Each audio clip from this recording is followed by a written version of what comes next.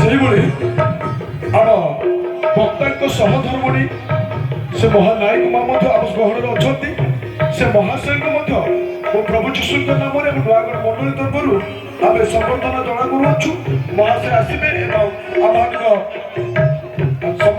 ଆଗକୁ ଯାଇକି ଆମଙ୍କ ନିର୍ମାଣ କମିଟିର ସଭାପତି ମହାଶୟ ଯିବେ ଏବଂ ଏ ସାଲ ଉପଢୌକନ ଦେଇକି ସମ୍ମାନ ଜଣା କରିବେ।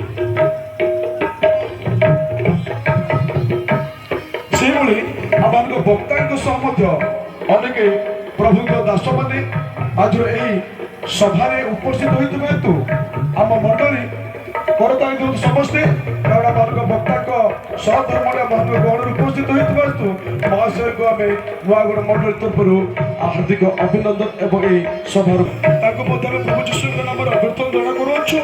ପୁଣି ସେହିଭଳି ଆମମାନଙ୍କ ଗହଣରେ ରୁବେନ ସିଂ ସେ ମହାଶୟଙ୍କୁ ମଧ୍ୟ ପ୍ରଭୁ ଯୀଶୁଙ୍କ ନାମରେ ନୂଆଗଡ଼ ମଣ୍ଡଳୀ ଅଭ୍ୟର୍ଥନା ଜଣା କରୁଅଛି।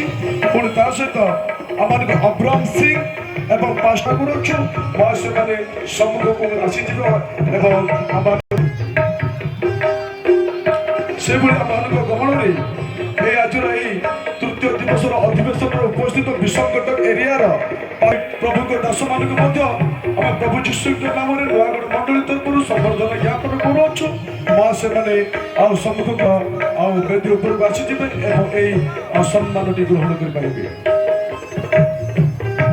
ସେହିଭଳି ଆମ ସମ୍ମିଳନୀ ଅନ୍ତର୍ଭୁକ୍ତ ଏବଂ ସମ୍ମିଳନୀ ଅର୍ଥ ମଧ୍ୟ ପ୍ରଭୁଙ୍କ ସେବକଙ୍କର ଅର୍ଥାତ୍ ପାଳକ ମହାସଭାରେ ଯେଉଁମାନେ କି 3 ଦିନ ଧରି ଆମ ସଭାରେ ବା 2 ଦିନ ପୂର୍ବରୁ ଯେଉଁମାନେ ଅନୁପସ୍ଥିତ ଥିଲେ ସେମାନେ ଯଦି ଅଛନ୍ତି ସେମାନେ ଦିଗଗଣ ଏବଂ ଚାଳକଗଣ ଏବଂ ପ୍ରଚାରକଗଣ ଯେଉଁମାନେ ଆଉ ସଭାମାନଙ୍କର ଅନୁପସ୍ଥିତ ଥିଲେ ବର୍ତ୍ତମାନ ଉପସ୍ଥିତ ଅଛନ୍ତି ସେମାନଙ୍କୁ ଆମ ନୂଆଗଡ଼ ମଣ୍ଡଳୀ ନମ୍ରତାର ସହିତ ଆମେ ସେମାନଙ୍କୁ ଦୀନବନ୍ଧୁ ପାଲ ସେ ମହାଶୟକୁ ମଧ୍ୟ ଆମେ ପ୍ରଭୁ ଯୀଶୁଙ୍କ ନାମରେ ନୂଆଗଡ଼ ମଣ୍ଡଳୀ ତରଫରୁ ଅଭ୍ୟର୍ଥନା ଜଣା କରୁଅଛୁ।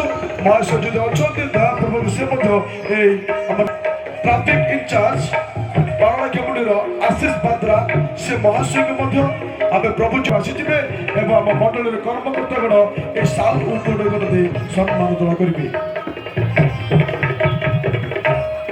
ନନ୍ଦପୁର ଅର୍ଥାତ୍ କୋରାପୁଟର ନନ୍ଦପୁରର ପାଳକ ଶାନ୍ତିଶୀଳ ଆଉ ସମ୍ମାନ ଜଣା କରି ଆମେ ଆଉ ଆହ୍ୱାନ କରୁଛୁ। ବୟସ ଯଦି ଅଛନ୍ତି ତାହେଲେ ଉପରୁ ଆସିଯାଆନ୍ତୁ।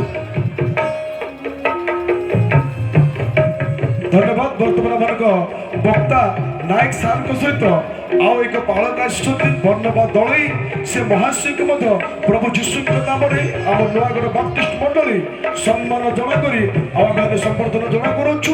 ମହାଶୟ ଯଦି ଅଛନ୍ତି ତେବେ ଦୟାପୂର୍ବକ ଏ ମଞ୍ଚ ଉପରକୁ ଆସିଯିବେ ଏବଂ ଆସିଲେ ଆମ ମଣ୍ଡଳୀର ଆଉ କର୍ମକର୍ତ୍ତା ଗୁଣ ସେମାନଙ୍କୁ ସାଲ ଉପଢୌକନ ଦେଇ ସମ୍ମାନ ଜଣା କରିବେ।